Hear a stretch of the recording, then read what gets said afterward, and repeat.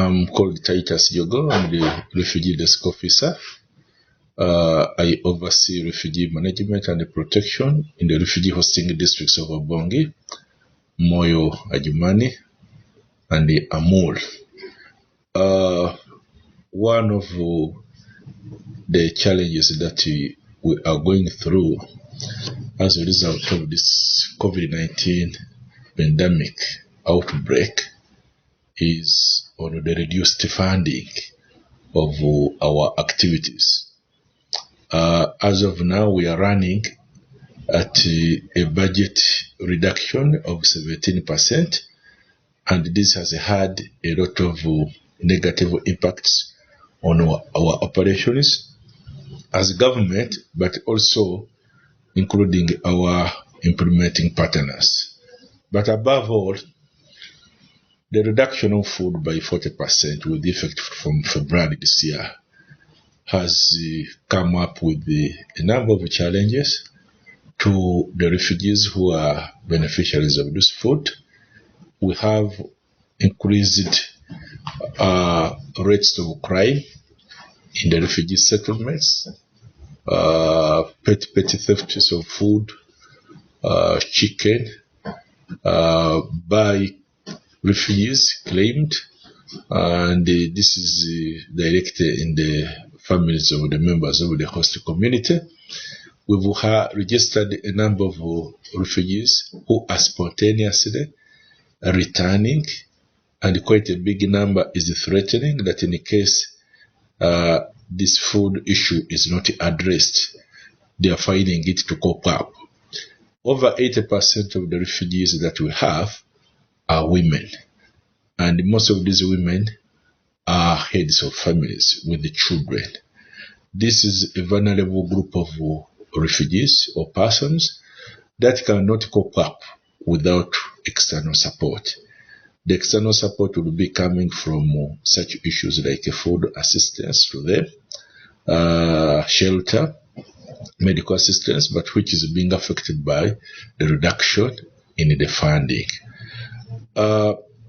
These refugee women could only manage to go to the neighborhood villages of the members of the host community in search of natural resources like grass for thatching houses, like firewood that they would bring and sell in order to supplement their food at home.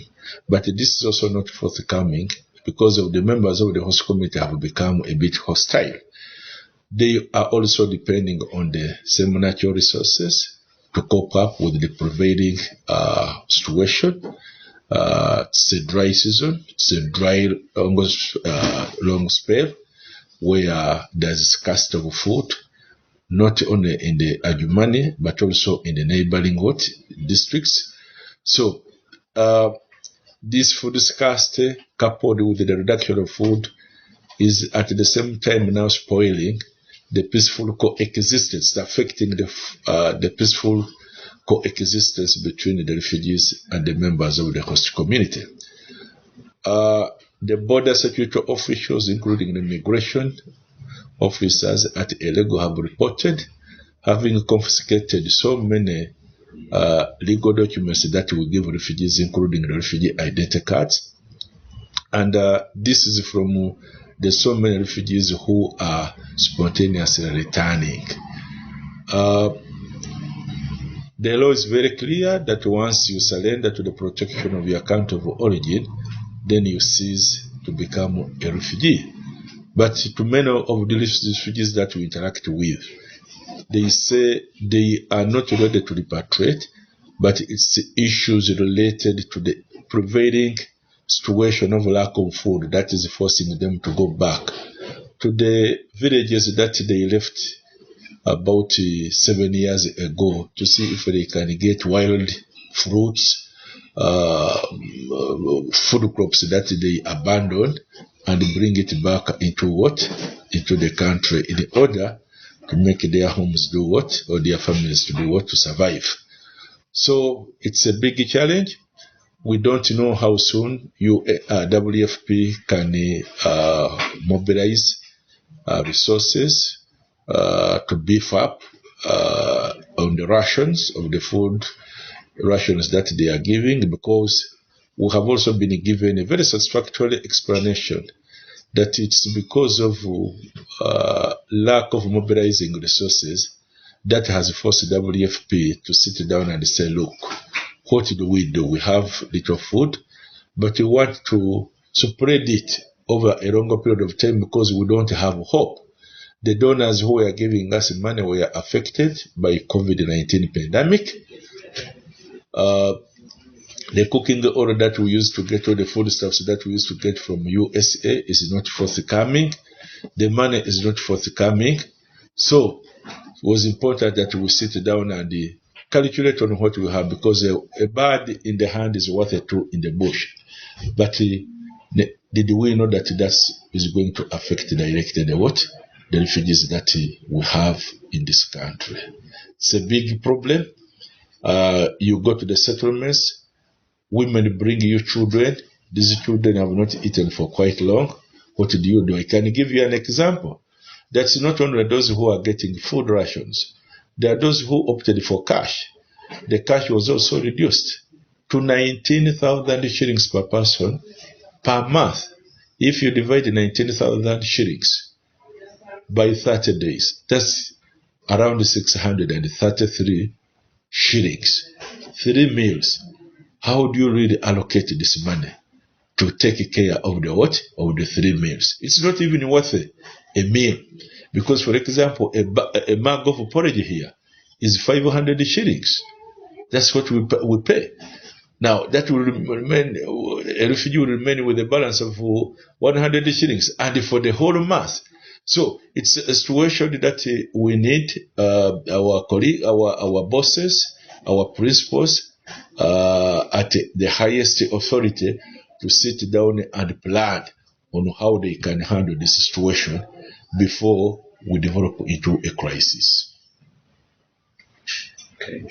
Maybe just give us more light on the donors who have died. You said, okay, they've been affected by COVID, but we need to have it black and white. Yes.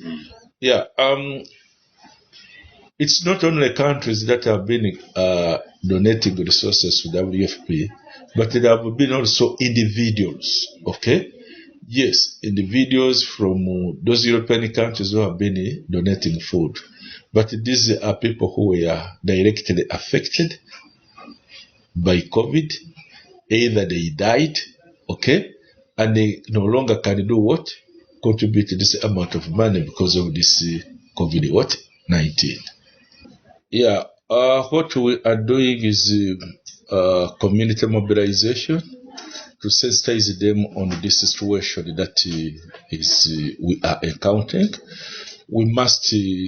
They must learn, okay, that it's not to force them to move, okay, to go back, because originally that's what they were thinking, that the government of Uganda is tired of them.